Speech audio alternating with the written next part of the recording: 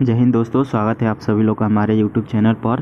दोस्तों SSC CGL exam 2023 के 17 जुलाई के फर्स्ट शिफ्ट के पेपर इस वीडियो में हम देखेंगे। तो कृपया आप सभी लोग इस वीडियो को पूरी तरह ज़रूर देखिएगा और वीडियो पसंद आएगी तो आप लाइक भी कर सकते हैं। देखिए, सबसे पहला जो क्वेश्चन आया था कि मास्की जो अभिलेख है वो कहाँ पर स्थित है। तो मास्की जो अभिलेख है वो कर्नाटक के रायचूर जिले में यह स्थित है तथा इसी अभिलेख में जो है अशोक का जो नाम है वो अशोक इसमें वर्णन किया गया है। अगला क्वेश्चन जो आया था कि कौन मुगल काल में 6 बार अपनी यात्रा पर आया था। तो मुगल काल में जो है एक यात्री और व्यापारी के तौर पर जीन बास्टिक टार्मियर जो कि फ्रांस से था, इसने 1630 से 1668 के बीच में 6 बार भारत का दौरा किया था। तो इसका जो सही आंसर है वो जीन बास्टिस्ट और टार्मियर है जो कि फ्रांस का निवासी था। और इसके बाद जो है इसने जो है 116 कैरेट हीरे की खोज के लिए भी इसे जाना जाता है और इसकी जो एक बुक लिखी गई है ट्रेवल्स इन इंडिया। अगला क्वेश्चन आया था दलखाई उत्सव जो है किस राज्य में मनाया जाता है। दलखाई जो उत्सव है वो उड़ीसा में मनाया जाता है। अगला क्वेश्चन आप सभी लोग को, यह एक रिपीटेड क्वेश्चन है, पिछले भी शिफ्ट में आया था कि 36वें राष्ट्रीय गेम कहाँ हो रहा है। तो 36वां जो राष्ट्रीय गेम वो गुजरात में हुआ था 2022 में। अगला क्वेश्चन आया था कि कुमारी आंचल जो है किस खेल से संबंधित है। ये 2021 से पूछा गया था कि 2021 में कुमारी आंचल किस खेल से संबंधित है। ये जो है स्कीइंग से संबंधित है। अगला क्वेश्चन आया था कि असद अली खान क्या बजाते थे, यानी इनका वाद्य यंत्र पूछा गया था। तो असद अली खान जो है वो रुद्रवीणा को बजाते थे तथा भारतीय संगीतकार असद अली खान का जन्म जो है 1 दिसंबर 1937 ईस्वी का हुआ था और वे रुद्रवीणा बजाते थे और रुद्रवीणा जो है एक तार वाला वाद्य यंत्र है। अगला क्वेश्चन आया था कि सुप्रीम कोर्ट के जज को जो पैसा मिलता है वो किस निधि के द्वारा पैसा उसे दिया जाता है।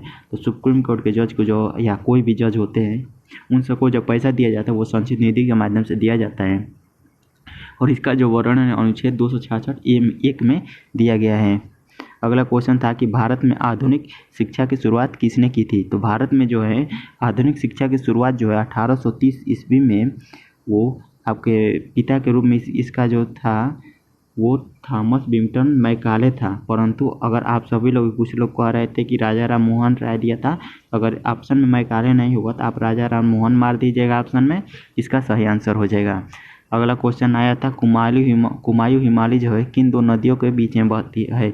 तो कुमायूं हिमालय जो हिमालय पर्वत श्रृंखला की 4 क्षैतिज विभाजनों में से एक है तथा सतलज नदी और काली नदी के बीच में फैली हुई है और लगभग जो है 320 किलोमीटर तक हिमालय श्रृंखला को कुमायूं हिमालय कहा जाता है। यह जो है सतलज और काली नदी के बीच में स्थित है। अगला क्वेश्चन आया था भाग 9B का संबंध किससे है। तो भाग 9 आप सभी लोग पंचायती राज है, भाग 9 का 1 आप सभी लोग नगर पालिका से संबंधित है और 9 का B जो है वो सहकारी समितियों से संबंधित है। 9 का B अनुच्छेद देख लीजिए 243 ZH से लेकर 243 ZT तक इसमें शामिल है। भारतीय संविधान का 9 सहकारी समितियों की व्याख्या करता है। सहकारी समितियों जो है 97वां संविधान संशोधन 2011 ने ग्रामीण भारत की प्रगति को आगे बढ़ाने के लिए सहकारी समितियों की आर्थिक गतिविधि को बढ़ावा दिया था। अगला क्वेश्चन आया था कि पैरा ओलंपिक अभी तक किस देश में नहीं हुआ है। तो अभी तक उसमें भारत ऑप्शन में दिया गया था, तो भारत में अभी तक पैरा ओलंपिक खेल को नहीं हुआ है। अगर आपसे पूछ ले कौन सा देश में कौन से राज्य में शीत ओलंपिक और ग्रीष्म ओलंपिक दोनों हुआ है, तो वो उसका जो सही आंसर हो जाएगा वो चीन हो जाएगा। इसके बाद जो है पैरा ओलंपिक जो है 1960 ईस्वी में रोम में पहली बार इसका आयोजन किया गया था।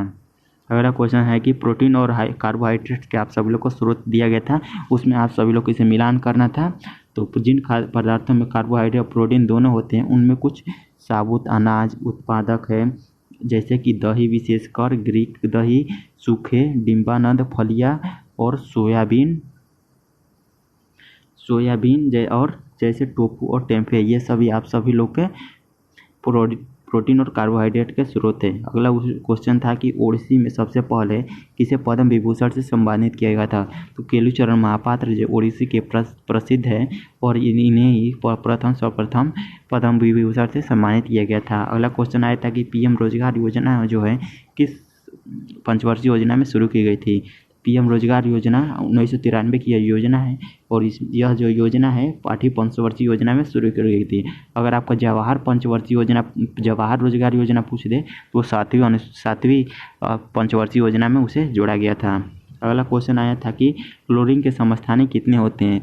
तो क्लोरीन के जो समस्थानिक होते हैं वो 2 होते हैं, क्लोरीन 37 और क्लोरीन 35, परंतु इनका जो परमाणु द्रव्यमान होता है वो 35.5 होता है। अगर आपसे पूछ ले इसका कौन कौन से होंगे, तो क्लोरीन 37, 35 और द्रव्यमान क्लोरीन का पूछेगा तो सभी का 35.5 होता है। अगला क्वेश्चन आया था कि उच्च प्रतिरोधकता वाला पदार्थ कौन से होता है। तो सबसे उच्च जो प्रतिरोधकता है उसमें आप सभी लोग को एवोनाइट जो है सबसे उच्च प्रतिरोधकता वाला पदार्थ है। प्रतिरोधकता किसे कहते हैं, किसी चालक का वह गुण जो उसके माध्यम से विद्युत धारा प्रवाह का विरोध करता है और सामग्री की आकृति और आकार से स्वतंत्र रहता है, लेकिन सामग्री की प्रकृति और तापमान पर निर्भर करता है, प्रतिरोधकता कहलाता है।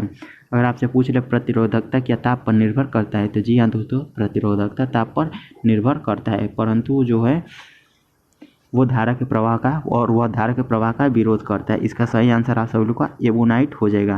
इंग्लिश से कुछ 2 क्वेश्चन देख लीजिए, जैसे कि आपसे पूछा गया था एन आर्म्स लेंथ, इसका इडियम था, इसका मतलब था, इसका मतलब होता है दूर यानी कि डिस्टेंट होता है, और कॉम्प्लीमेंट का होमोनियस आपको बताना था।